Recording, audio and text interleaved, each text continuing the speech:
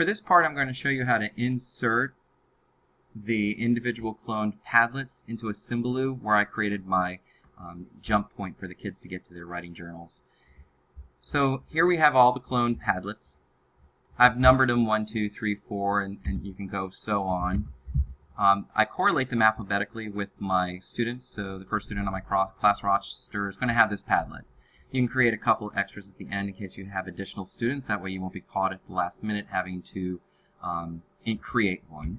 So what you do at this point is you simply copy the web link for student 1. You're going to go over to your Padlet. Now, just to go through the whole process, when we create a new Padlet, you can search for, create a new Symbaloo. You can search for existing Symbaloos, but in this case, we're going to add a web mix. And the web mix is going to be our writing journals.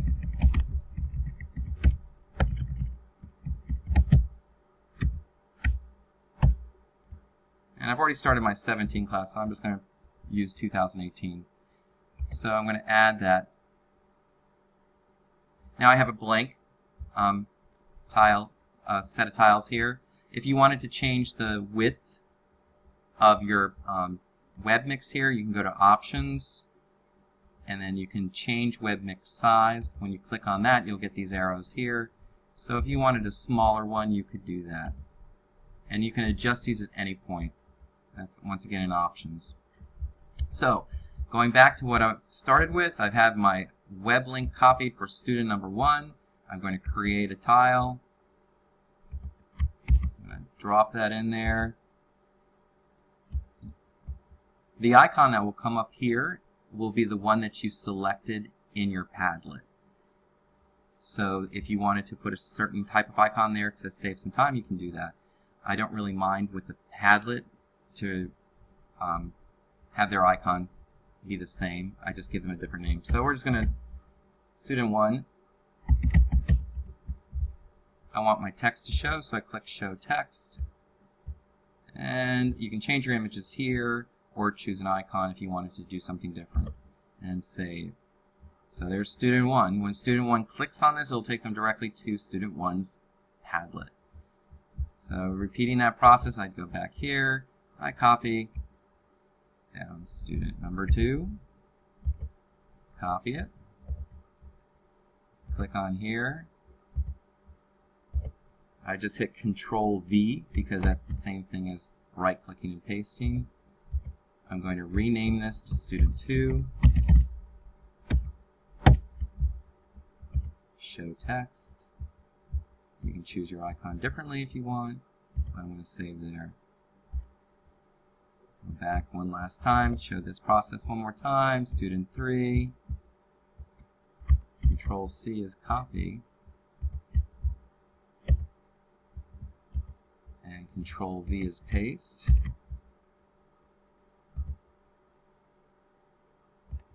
Student 3.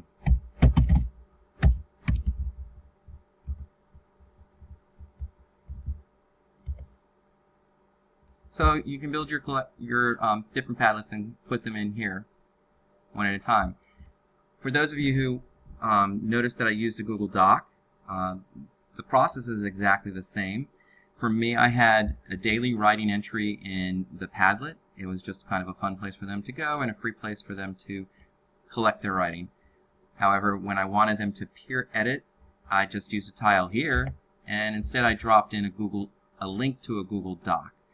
I basically did the same thing with Google Docs. I made a master Google Doc, and then I just copied it and copied it and copied it until I had enough for each of the students.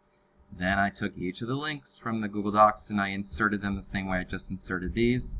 So one side was for their Padlet, one side was for the Google Doc. And the Google Doc, they were able to make comments and edit other people's work, edit their own. And they were able, of course, to do that at home because they could log into their Google accounts. So that's how I took the websites and put them into the Symbaloo. And once you have this in your Symbaloo, you can share the Symbaloo. Now, the last important part, for people who are not 100% familiar with Symbaloo, before you can have your students access this, You don't ever want to come up here and copy this address. Don't ever do that because it'll just bring them to the login. So to save you some frustration, what you need to make sure that you do is you need to make sure that you click share here. Now, this side is grayed out. If this side is grayed out, you can't share it. So share your webmix by going like this. If you want to make it private to where only the people with the link can get there, you can do that. If you want to make it public where it can be searched out and people can find or look at the other students' entries, you can do that just by, and they would search it on the Symbaloo website. But for my journals, I usually just make it private. You can write a description there, student journals.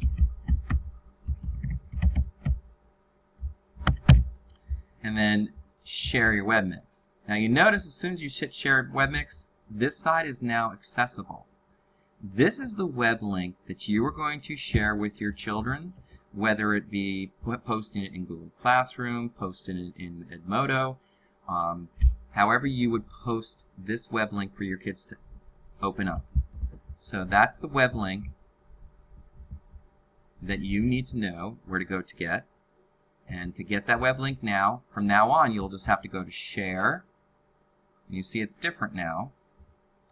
Webmix details.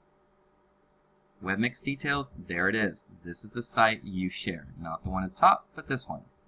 So one more time. The first time you hit share, remember you need to publish your webmix. Then from then on, when you hit share, you're going to want to go to Webmix details and share this link.